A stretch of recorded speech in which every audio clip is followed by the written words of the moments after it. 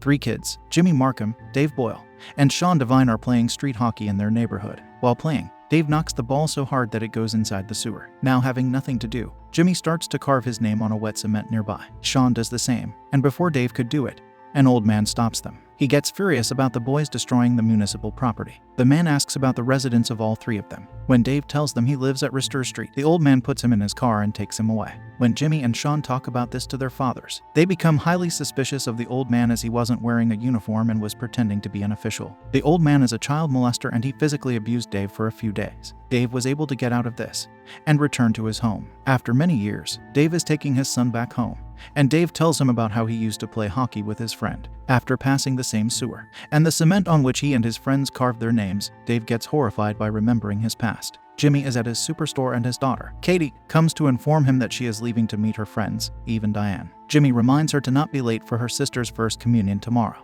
When she sits down in her car, her boyfriend, Brendan, is inside and reminds her about the plan they made for tomorrow. Sean is working with Sergeant Whitey on an accident that took place on the bridge. Sean lets Whitey know that his wife hasn't talked to him in 6 months. Sean's wife has made a habit of calling him and not saying a word ever since she left him. Dave is at a bar watching baseball, and Katie enters the bar with her friends as well. She appears to be drunk, and all three of them start dancing on the table. Dave returns home, and he is hurt badly. His chest has been cut badly with a knife along with his hand. He explains to his wife, Celeste, that a mugger tried to rob him, and after he sliced him, Dave beat him up badly. Dave is afraid and breaks down thinking that he might have put him to eternal sleep. Celeste assures him that everything is going to be all right. The police have been informed about a homicide on Sydney Street. Jimmy's employee, Pete, calls him and informs him that Katie has not arrived for work. Jimmy looks at her room and doesn't find her there. Jimmy goes to the store and calls her friends home with whom she was with last night. She isn't there as well. Brendan arrives at the store with his mute brother and asks about Katie as well. Jimmy isn't thrilled to see Brendan,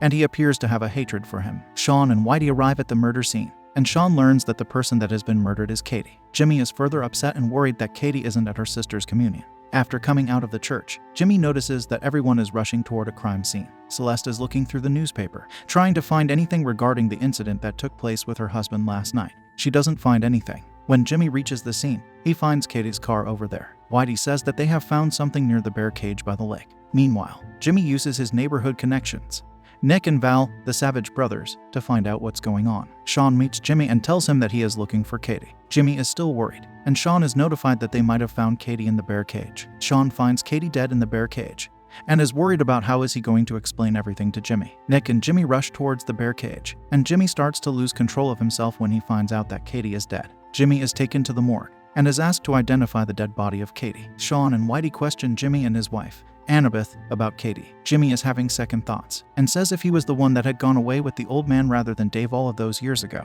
then Katie would have never been born and none of this would have happened. Sean is also made aware that Jimmy and Dave are now relatives. Dave's wife and Jimmy's wife are cousins. Jimmy also tells Sean about how he thinks that Brendan might be involved. Sean and Whitey begin their investigations, first by asking questions from an old lady whose house was near the accident scene. She says that she heard someone say hi, and a loud noise with the possibility of it being a gunshot noise. They later on question one of Katie's friends, who tells them that Katie was planning on running away with Brendan to Las Vegas in order to get married. Dave sits down with Jimmy, and Jimmy tells him that it was hard for him and Katie to live when Katie's mother and Sean's first wife, Marita, died. He begins to shed tears for Katie. Sean and Whitey go to interrogate Brendan, and he is shocked and upset to learn that Katie has died. He tells them he actually loved her and knew that Jimmy never liked him. At night, Sean receives a phone call from his wife, and his wife doesn't utter a single word. Celeste tells Dave that she didn't find anything in the newspaper, to which Dave replies that he may not have injured the mugger too bad. Dave tells her that Katie's death is something that should be prioritized more right now. Whitey tells Brendan has passed his polygraph test, indicating that he didn't put Katie to eternal sleep.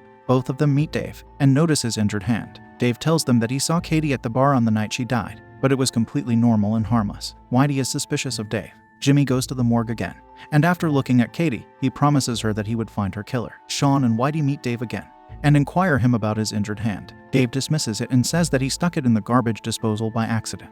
Both of them meet the rest of the family, and Sean asks Celeste about the time Dave arrived home on the night Katie died. She responds that she was asleep and asks him if they believe that Dave is a murderer, to which Sean thinks no. Jimmy tells Sean and Whitey that he never got along with Brendan's father, just Ray Harris, and would never have wanted any of his sons to date his daughters. Jimmy tells them to find his daughter's killer as soon as possible. Ballistics reports have been prepared for both of them. The gun that was used to kill Katie was a .38 Smith. This same gun was last time used at a robbery in a liquor store in 1984. Meanwhile, Brendan is still upset about Katie's death, and he tells his mute brother that he is never going to experience this type of love again. Sean and Whitey question the liquor store owner where the gun was used. The owner tells them that the main suspects that broke into his store were his former employees. Celeste returns and finds Dave drunk. Dave begins to act erratically, which scares her off. He begins to say the names of the old man and his acquaintance, Henry and George, that physically abused him all those years ago. Dave says that his old self died all those years ago, but a young part of him has still stayed with him. Sean says that they should look into Brendan once again,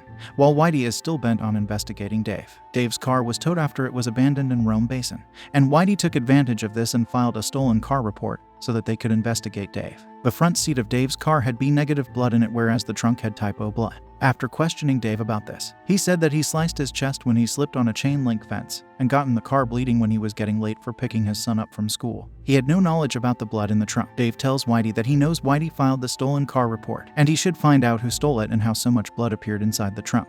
The Savage brothers tell Jimmy that Dave was taken away by 2 officials earlier in the morning. Whitey looks into Brendan's father's criminal history, and another official informs that Ray Harris ratted Jimmy out on the liquor store robbery, which led to Jimmy serving 2 years in prison. When Jimmy got out of prison, Ray Harris was never seen again. Celeste meets Jimmy, and she confesses that Dave somehow might be involved in eliminating Katie. Brendan meets the officials once again, this time informing them his father left him when he was 6 years old, but sends him $500 every month from Brooklyn. He also states that his father never owned a gun. Sean tells Dave that the gun that eliminated Katie was the one that was used by his father many years ago.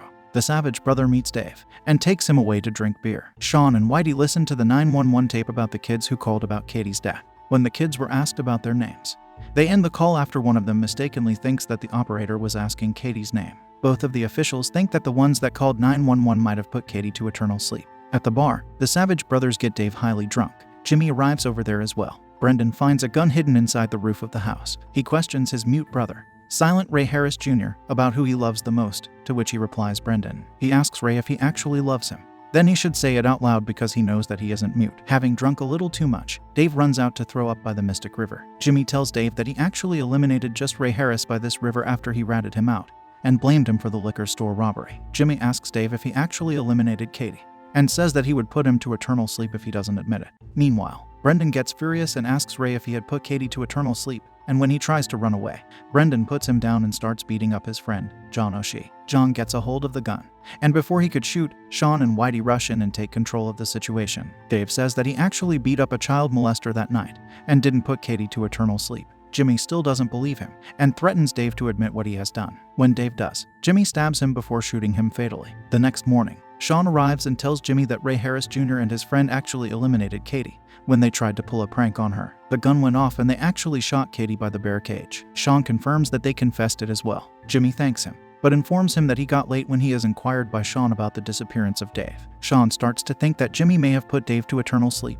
and asks him if he would be sending Celeste $500 every month as well. Sean tells Jimmy that all 3 of them left in the car all those years ago, and they are still locked up inside the cellar, and this continues to haunt them. Sean gets a call from his wife, and this time she speaks. Both of them apologize to each other, and she also tells the name of their newly born baby girl. Jimmy tells about this to his wife, but his wife assures him that he's a king, and a king would do anything to protect his family. A local parade is happening, and a distraught Celeste is looking at her son. Sean is with his wife and sees Jimmy as well. He mimics a gunshot at him, to which Jimmy shrugs it off.